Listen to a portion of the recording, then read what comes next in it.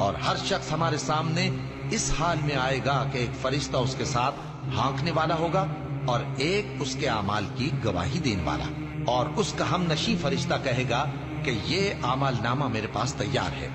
حکم ہوگا کہ ہر سرکش ناشکرے کو دوزخ میں ڈال دو، جو مال میں بخل کرنے والا، حد سے بڑھنے والا، شبہ نکالنے والا تھا، جس نے اللہ کے ساتھ اور معبود مقرر کر رکھے تھے، تو اس کو سخت عذاب میں ڈال دو۔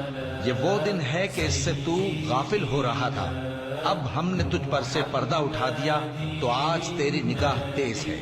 اس کا ساتھی شیطان کہے گا کہ اے ہمارے پروردگار، میں نے اس کو گمراہ نہیں کیا تھا بلکہ یہ آپ ہی رستے سے دور بھٹکا ہوا تھا۔